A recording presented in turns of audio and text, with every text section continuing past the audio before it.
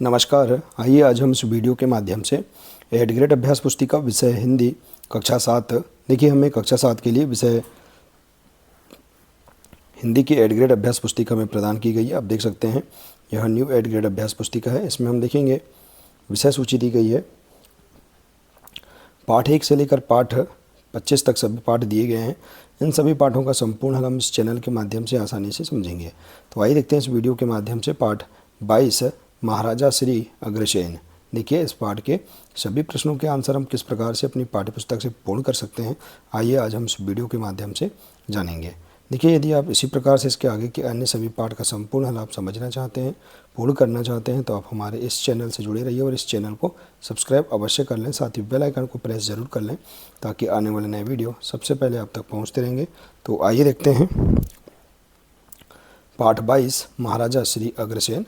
देखिए, यहाँ पर बहुविकल्पी प्रश्न दिए गए हैं। इन प्रश्नों के सब आंसर हम इस प्रकार से पूर्ण कर सकते हैं। पहला प्रश्न है, भारत सरकार ने महाराजा श्री अग्रसेन की स्मृति में डाक टिकट कब जारी किया? तो इसका राइट आंसर है 24 सितंबर 1976 को। बी नंबर का राइट आंसर है। दूसरा प्रश्न, सही वर्तनी वाला शब्द है? तो इसका राइट आंसर है आदर्श, ए नंबर का। इसके बाद है अति लघु प्रश्न। देखिए, प्रश्न तीसरा, जीवों के प्रति दयाभाव दिखाने के लिए अग्रसेन महाराज ने क्या किया? तो इसका राइट आंसर है, जीवों के प्रति दयाभाव दिखाने के लिए अग्रसेन महाराज ने पशु बलि पर रोक लगा दी। प्रश्न 4, अग्रवाल समाज के प्रवर्तक कौन थे? तो इसका राइट आंसर है, अग्रवाल समाज के प्रवर्तक महाराज श्री अग्रसेन जी थे। प्रश्न 5वां, लकीर के फकीर होना मुहावरे का अर्थ लिखिए। तो इसका राइट आंसर देखिए, लकीर के फकीर होना पुरानी बातों पर चलना। इसके बाद प्रश्न 6वां, अग्रवंश के 18 गोत्रों का चलन किस तरह प्रारंभ हुआ? तो अग्रवंश के 18 गोत्रों का चलन 18 यज्ञों के आचार्यों के नाम पर प्रारंभ हुआ। इसके बाद है लघुत्तरी प्रश्न। प्रश्न 7वां, भारत को अवतारों की क्रीड़ा स्थली क्यों कहा जाता है? तो देखिए, इसका राइट आंसर, देवभूमि भारत को अवतारों की क्रीड़ा स्थली कहा जाता है। इस पवित्र भूमि में भगवान श्री योगीराज, श्री कृष्ण, महात्मा बुद्ध, महावीर स्वामी, गुरु नानक जैसे महापुरुषों ने जन्म लिया। प्रश्न 8, महाराजा अग्रसेन के जीवन में लक्ष्मी जी की तपस्या से क्या महत्वपूर्ण परिवर्तन आया?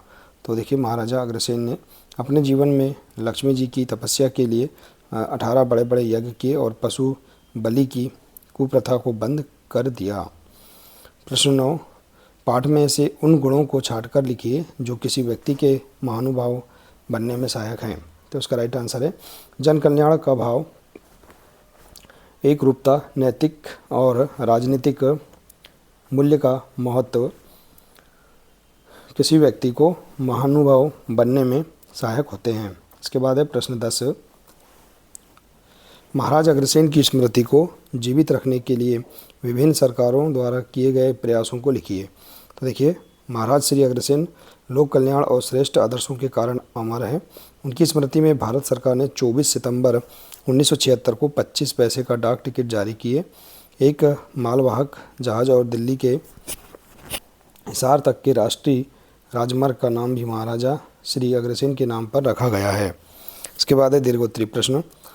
प्रश्न 11 है, महाराजा अग्रसेन का जीवन परिचय अपने शब्दों में 8 से 10 वाक्यों में लिखिए। तो देखिए, महाराजा अग्रसेन वल्लभगढ़ और आगरा के राजा वल्लभ सेन और रानी भगवती देवी के बड़े पुत्र और सूरसेन के बड़े भाई थे।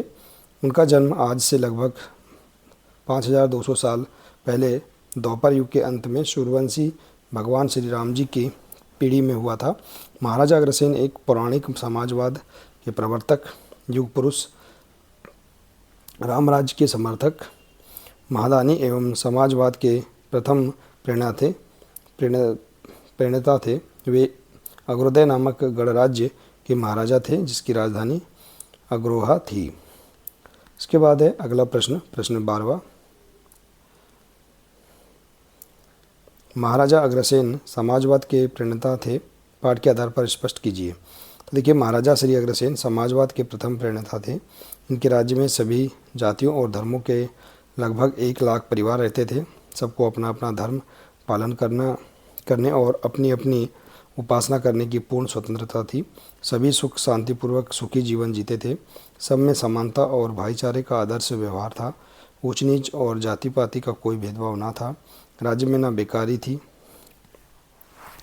और ना ही बेरोजगारी। ना कोई दुखी था, ना कोई गरीब।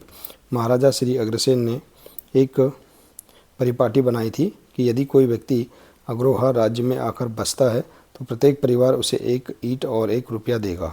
इस प्रकार से मकान के लिए ईंटें और व्यापार के लिए धन सहज ही मिल जाता था। फिर उसकी आर्थिक स्थिति भी राज्य में रहे सबके समान हो जाती थी।